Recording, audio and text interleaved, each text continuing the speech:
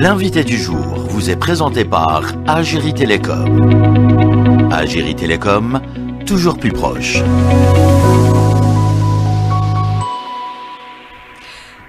Monsieur Zeribi, bonjour. Bonjour.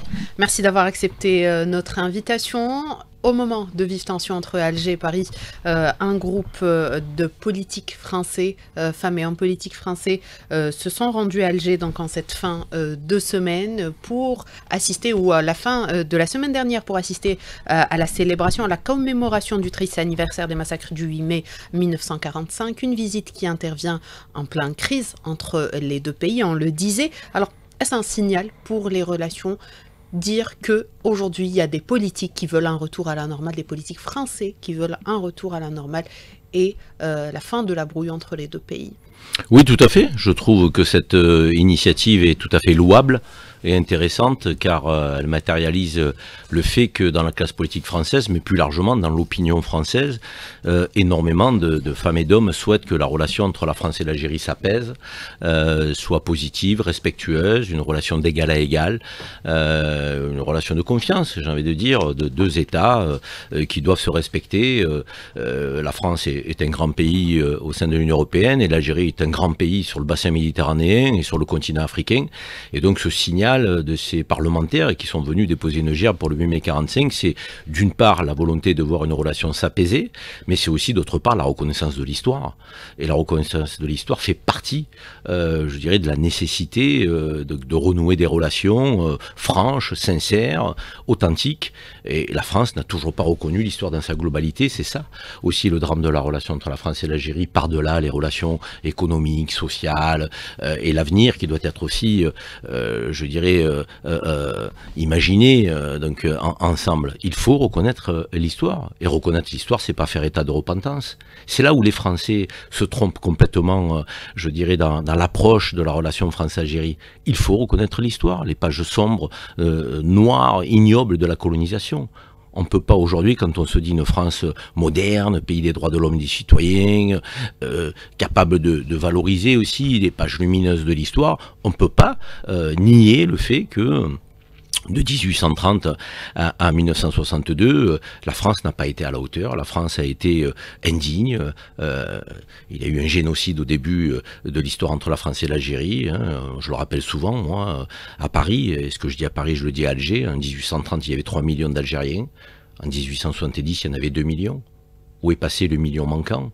C'est un génocide, ça c'est le début de la colonisation. Et puis ensuite, tout au long de l'histoire, il y a eu des massacres, quand les Algériens ont revendiqué quoi?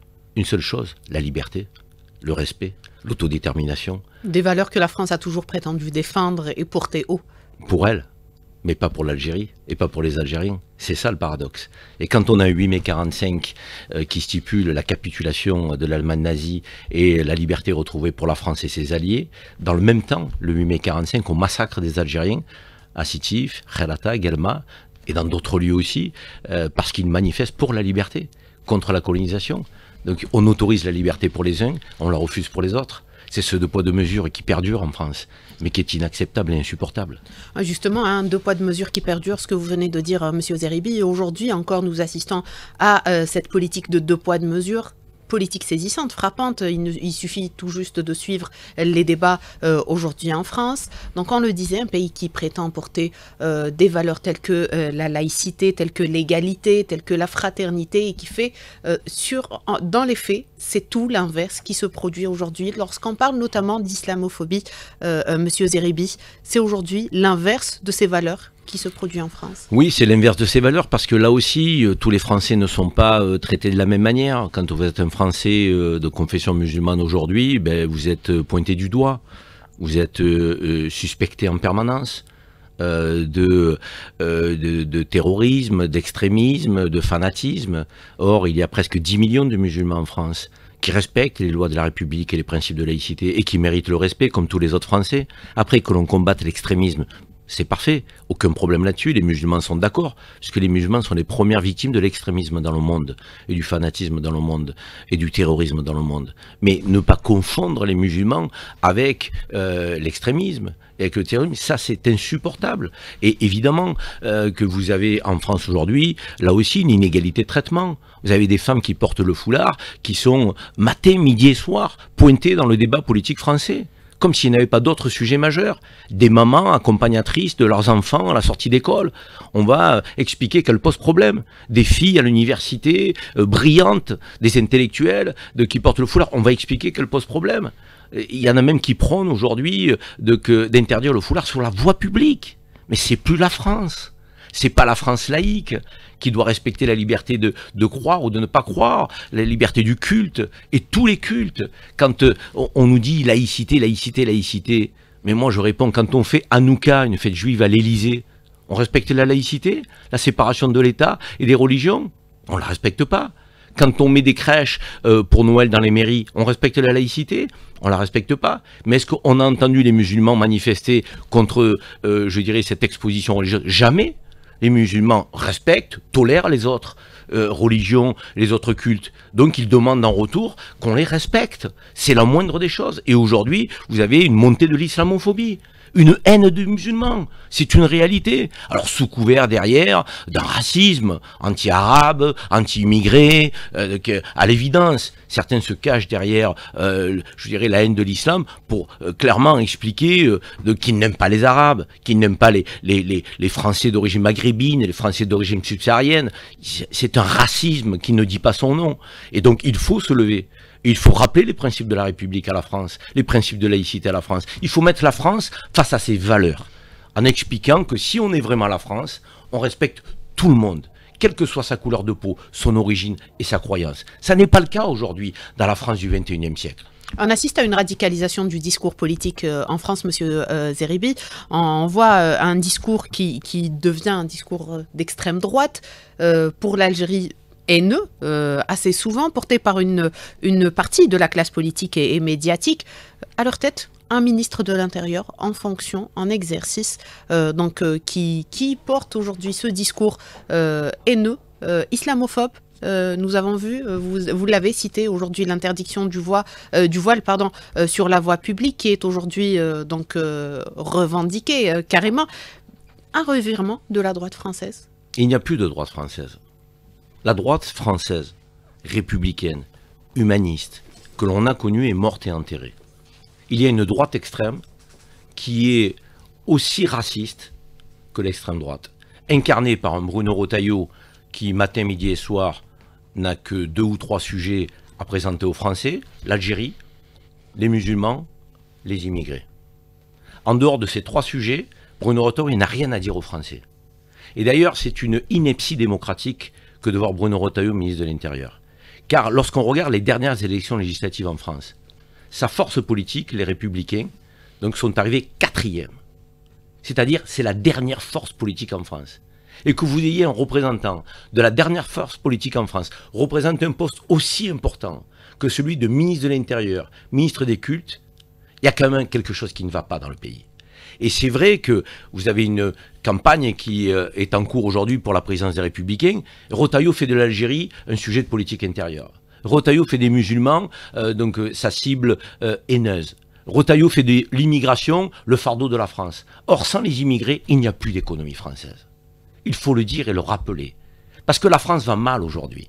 Et comme on ne sait pas traiter les problèmes de pouvoir d'achat, de dégradation des services publics, de défaillance morale dans ce pays, alors effectivement il faut des thèmes, dérivés, pour instrumentaliser les esprits. Retailleau, Wauquiez, Ciotti ne sont plus la droite. C'est l'extrême droite. Ils sont, de mon point de vue, aussi dangereux que Marine Le Pen. Il n'y a plus de hiérarchie. Du temps de Jacques Chirac, on avait un Jacques Chirac, un Dominique de Villepin, qui mettait ce que l'on appelait une forme de frontière entre la droite républicaine et l'extrême droite. Cette frontière a sauté. Et c'est ça le drame de la France aujourd'hui. Et pour que la France redevienne la France, il faut que ces gens-là soient mis en minorité dans le pays. Sinon, c'est un affaiblissement qui va se poursuivre, intellectuel, moral, politique. Et je le dis, tous les indicateurs de la France aujourd'hui, une dette abyssale, des services publics qui se dégradent, des Français qui sont fracturés les uns avec les autres, on ne fait plus corps, il y a moins de cohésion nationale qu'on en a connu par le passé, donc il faut s'interroger. Et se servir de l'Algérie tel, j'ai envie de dire, un sujet de discorde, alors que la relation entre la France et l'Algérie, elle est inéluctable, malgré le passé douloureux, il faut l'entrevoir. Et l'entrevoir sous d'autres termes, mais ça ne pourra pas se faire avec Bruno Retailleau. Ça ne pourra pas se faire avec ces hommes-là. Ça pourra se faire avec des gens qui sont sincères, authentiques, qui respectent l'Algérie, grand pays de l'Afrique, grand pays de la Méditerranée. Parce que l'Algérie, ses indicateurs sont tout le contraire de la France. Et qui a besoin de qui dans cette relation? Peut-être qu'il faudrait poser la question, avec audace, avec courage. Est-ce que la France a besoin de l'Algérie? Ou est-ce que c'est l'Algérie qui a besoin de la France? Moi, j'ai la réponse. C'est justement aujourd'hui la question que beaucoup de gens se posent, c'est cette haine, cette attaque, ou ces attaques répétées donc, de l'Algérie, qui finalement, disons, dérange une Algérie qui avance et qui dérange en parallèle ces gens, notamment ces extrémistes que vous venez de citer. Oui, vous avez raison de préciser, il ne faut pas confondre la France et les Français avec ces extrémistes. Ils ne sont pas représentatifs du peuple de France. Tous les jours, je rencontre, moi, en rapport avec mes fonctions et mes sorties médiatiques en France, des Français de toute origine, de toute génération, qui me disent « Tenez bon, monsieur Zeribi, vous êtes dans le vrai, on vous soutient ». Force est de constater qu'ils ne soutiennent pas le discours de Bruno Retailleau. Mais c'est Bruno Retailleau qui est aux responsabilités. Et c'est Bruno Retailleau qui pollue la relation entre la France et l'Algérie. Tous les jours, ils seront un sujet différent. Ça a été Boualem Sansal, après c'est les OQTF, et ça parle avec un irrespect qui est insupportable, qui n'est pas acceptable. L'Algérie est un pays souverain, un grand pays. Un pays qui aujourd'hui est le 9e producteur de gaz, 17e producteur de pétrole, 24e puissance militaire au monde.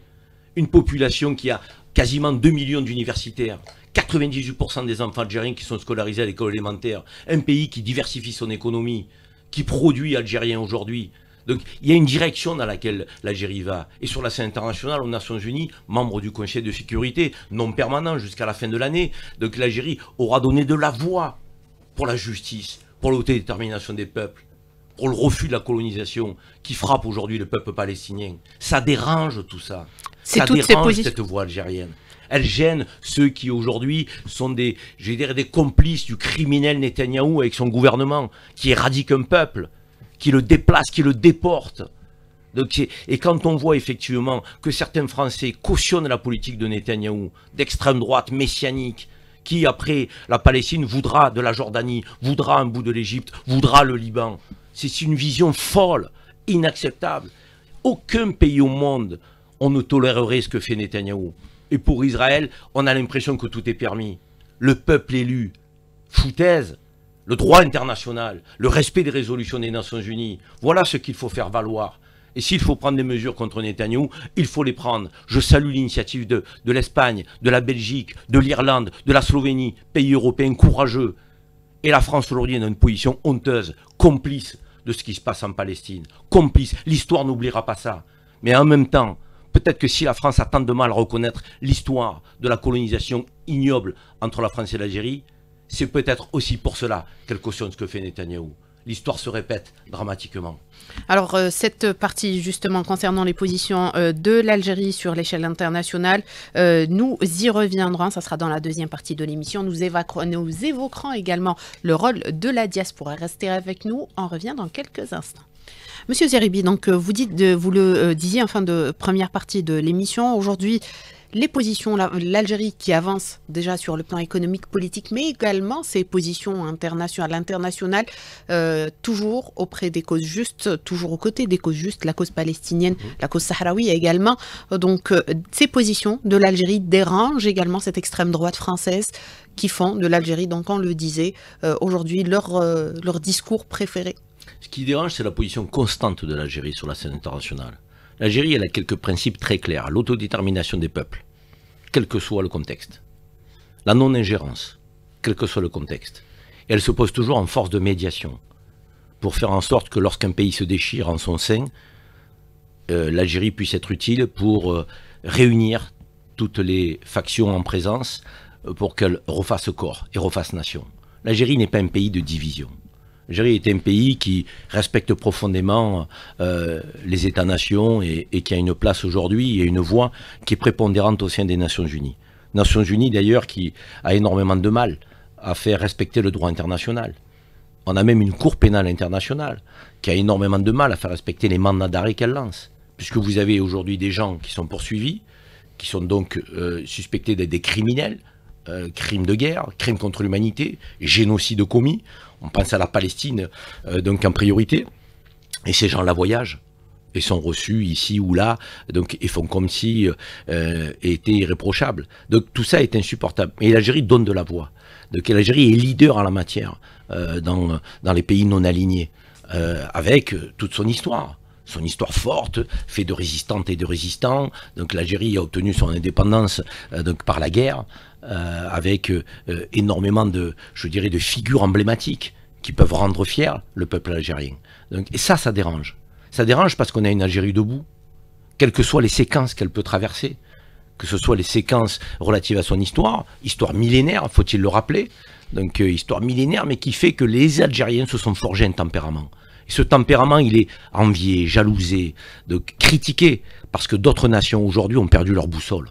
Une boussole qui est celle de la justice, qui est celle de la droiture, qui est celle de la tête levée, avec fierté.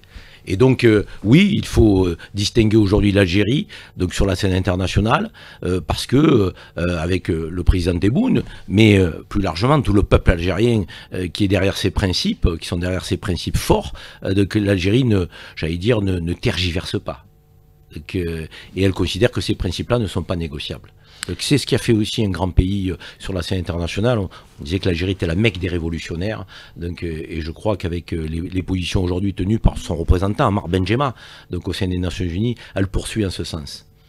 Alors, justement, parmi ces valeurs que défend l'Algérie depuis toujours, c'est celle de la non-ingérence, vous l'avez cité, monsieur Zeribi, et aujourd'hui, c'est justement ce que tente de faire une partie de la classe politique française s'ingérer dans les affaires de l'Algérie, dernière peut-être en date, ce vote à l'Assemblée française concernant Boualem Sansal, le dossier Boualem Sansal, donc qui aujourd'hui l'Assemblée française qui en fait carrément toute une affaire. Pourquoi? Qu'est-ce qui explique cela? Ça s'appelle l'instrumentalisation. L'instrumentalisation d'un sujet à des fins de politique intérieure. Voilà comment il faut qualifier aujourd'hui les voix qui s'élèvent en faveur de Boualem Sansal contre l'Algérie. Après, moi, je peux comprendre qu'on demande la libération de Boualem Sansal, 80 ans, malade, mais on le fait avec respect. Quand on respecte l'Algérie, on le fait par des voies de la diplomatie, une diplomatie discrète. C'est comme ça qu'on est efficace, quand on veut défendre à un moment une cause que l'on considère comme étant juste. Mais c'est pas ce qui est fait.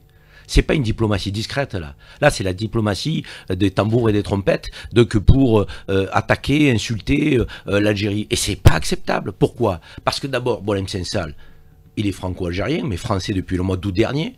Il est algérien de sa naissance à aujourd'hui. Deuxièmement, il y a une justice en Algérie. Donc, je suis désolé, que ça plaise ou que ça plaise pas, il y a un code pénal en Algérie. Donc, et quand à un moment donné, vous outrepassez le code pénal, il y a une justice algérienne. Comme il y a une justice en France et dans tous les pays. On peut ne pas être d'accord avec la justice, mais elle est là.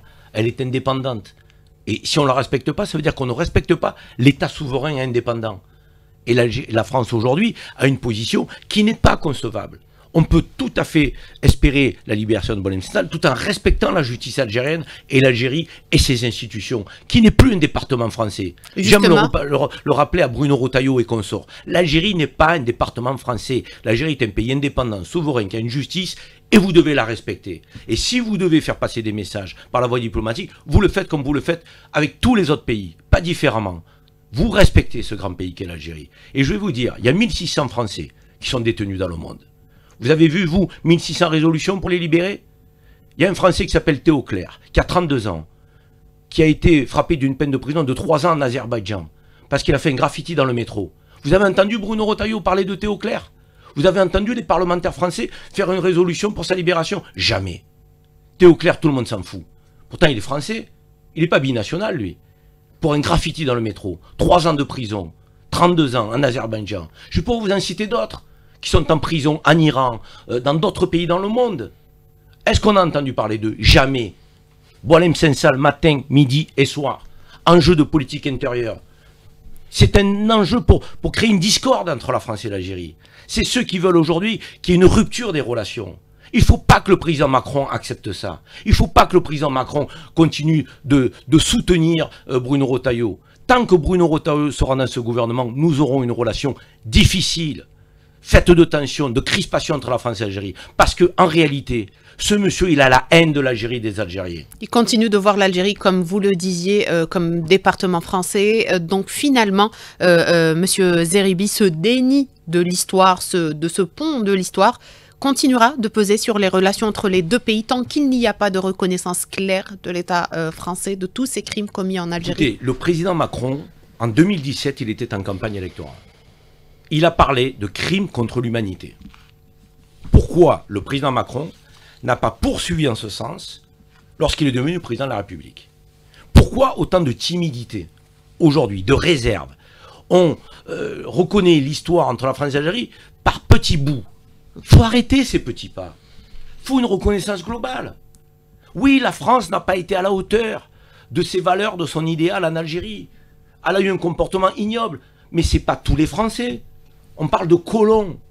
C'est l'Arbi Ben Midi qui disait au congrès de la Soumam, si demain nous obtenons notre indépendance, notre guerre, elle n'est pas contre les Français, elle est contre les colons. Et si les Français veulent rester en Algérie, ils pourront rester. Mais l'Algérie sera indépendante, dirigée par les Algériens, en tant que peuple souverain. L'Arbi Ben Midi, grande figure de la révolution algérienne. Les Algériens ne sont pas anti-français. Ils sont anti-colonisation. Il ne faut pas tout confondre. Et là, on essaye d'instrumentaliser la posture algérienne. Quand un Français vient en Algérie, il est très bien accueilli. Quand vous avez Jean-Louis Vesco, qui est l'archevêque français représentant les catholiques en Algérie, il dit à la sortie du conclave à Rome, quand on lui dit « vous êtes français, vous auriez pu être nommé pape », il a dit « je suis franco-algérien ».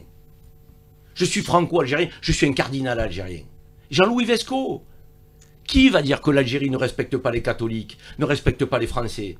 L'Algérie respecte tout le monde. Les Algériens sont très hospitaliers. Ils ouvrent leurs portes avec sourire, ils sont généreux. Ils donnent ce qu'ils ont. Ils partagent, mais ils demandent une chose.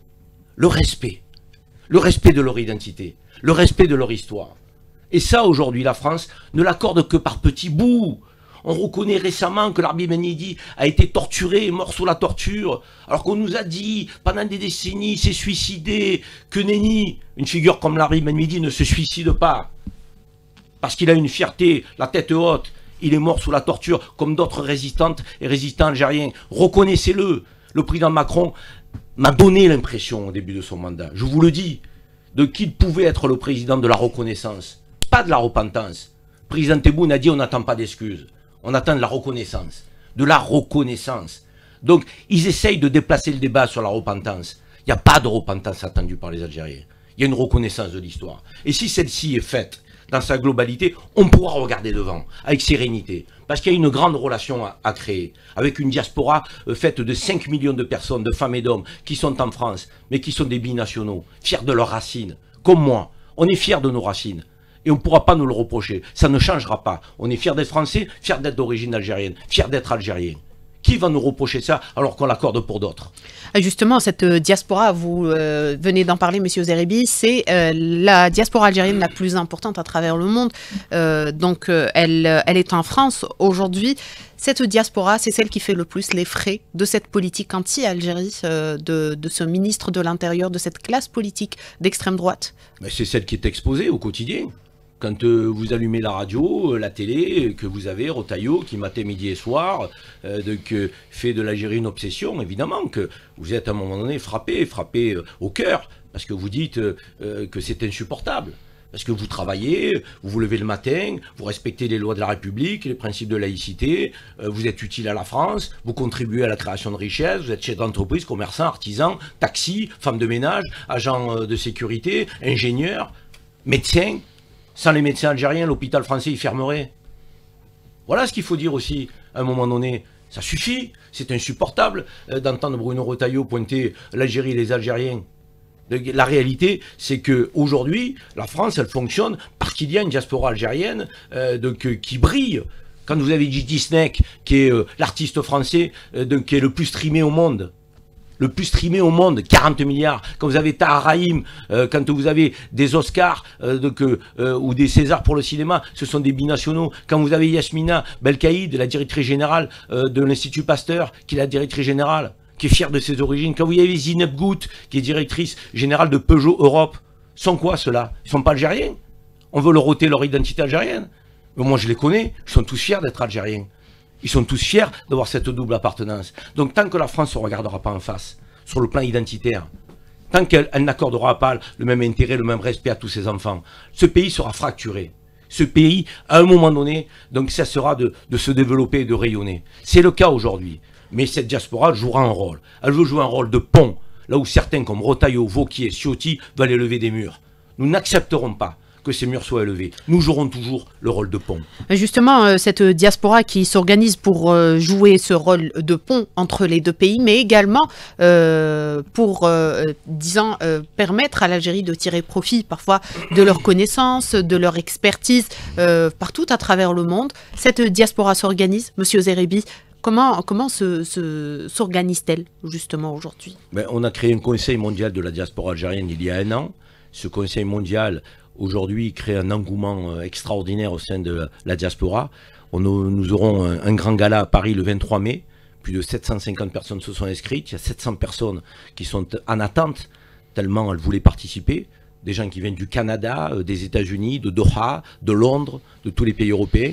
Majoritairement français, parce que comme vous l'avez dit très justement, on a 5 millions de franco-algériens qui sont implantés en France. Mais cette diaspora aujourd'hui, elle veut se structurer, elle veut s'organiser, elle veut être plus forte là où elle est, parce qu'elle doit être plus solidaire, mais elle veut être utile à l'Algérie en matière de développement économique, parce qu'il y a un code de l'investissement aujourd'hui qui est très attractif, il y a une volonté de diversification de l'économie, on voit l'Algérie se développer, des logements se construire, des entreprises se créer, il y a du made in Algeria aujourd'hui, donc la diaspora doit apporter sa contribution humble, mais véritable, à cette politique qui est menée par le président Tebboune. Donc nous nous rassemblons, nous nous organisons. Vous savez, en France, il y a le CRIF, le Conseil représentatif des institutions juives. On n'a jamais dit à un juif, on lui a jamais reproché d'être franco-israélien.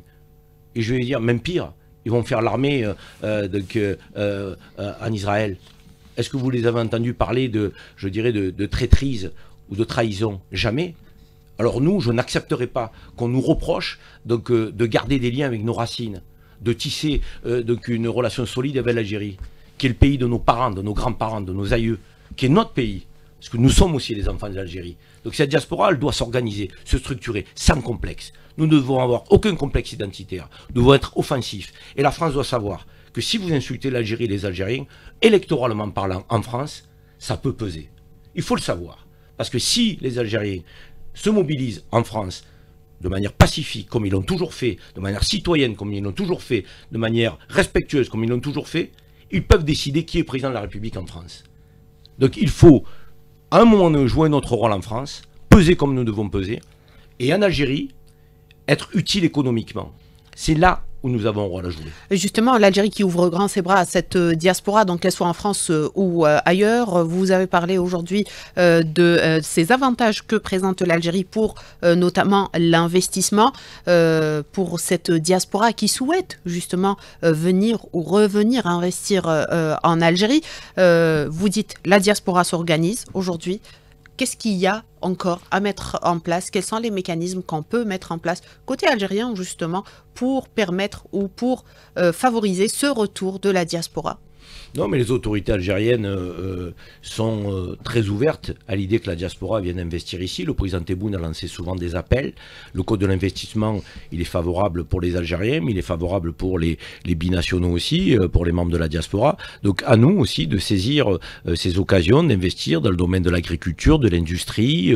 Il y a énormément de domaines qu'il est nécessaire de développer en Algérie. Encore une fois, la législation le permet aujourd'hui. Les banques publiques algériennes jouent le jeu. j'entends et je vois beaucoup de membres de la diaspora aujourd'hui qui imaginent un retour en Algérie, donc en achetant un appartement, une maison, en créant une entreprise, et nous devons aussi imaginer cette possibilité de favoriser le retour de ceux qui ne se sentent plus à l'aise en France, parce que l'air devient irrespirable quand on parle d'islamophobie, quand on parle de ce racisme, de ces discriminations. Il y en a certains qui n'ont pas envie de mener le combat en France pour l'égalité et qui te disent non, moi je veux retourner en Algérie parce qu'en Algérie, on me regarde comme un Algérien, on me respectera comme un citoyen et je veux élever mes enfants dans la sérénité et pas dans la crispation, tel que c'est le cas en France aujourd'hui. Donc la France n'est plus vécue comme l'Eldorado qu'elle était par le passé, et je dirais même l'Europe en général. Vous savez, tous les indicateurs aujourd'hui sont mauvais pour l'Europe, hein. On a une Europe qui économiquement va mal, on a une Europe qui sur la scène internationale donne de la voix de manière très faible sur tous les enjeux géopolitiques, on n'a pas d'Europe de la défense, on dépend de l'OTAN, donc il n'y a pas d'Europe de la production, donc la grande usine de l'Europe c'est la Chine, c'est l'Asie, donc l'Europe ne produit plus, et puis l'Europe est vieillissante. Quand vous avez un continent qui vieillit, les Européens ne font plus d'enfants, ce qui signifie qu'il y a une perte de confiance. Donc, alors que quand vous comparez l'Europe au continent africain, et à l'Algérie en particulier, tous les indicateurs sont au vert. Alors vous allez me dire, effectivement, l'Algérie est encore perpétuellement en construction, c'est un pays jeune. C'est un pays jeune, l'Algérie. Donc il faut être patient, il faut être persévérant, et puis surtout, il faut contribuer. Il faut contribuer, chacun doit apporter sa pierre à l'édifice, que l'on soit algérien d'Algérie, algérien de l'extérieur. Donc nous devons aller tous dans la même direction, celle d'une communauté nationale unie par des valeurs, par des principes, et qui a envie de voir ce pays rayonner à l'échelle de la planète, parce que ce pays a un avenir. L'Algérie possède un grand peuple, c'est sa première force. Au-delà des ressources naturelles, la première force de l'Algérie, c'est son peuple. Fier, digne et toujours debout. Où qu'il soit. Merci Monsieur Zeribi. On arrive à la fin de notre émission. Je rappelle que nous avions avec nous ce matin Monsieur Karim Zeribi, homme médiatique et éditorialiste. Merci à vous de nous avoir prêté attention. Très bonne journée à toutes et à tous et à demain. L'invité du jour vous a été présenté par Algérie Télécom. Algérie Télécom, toujours plus proche.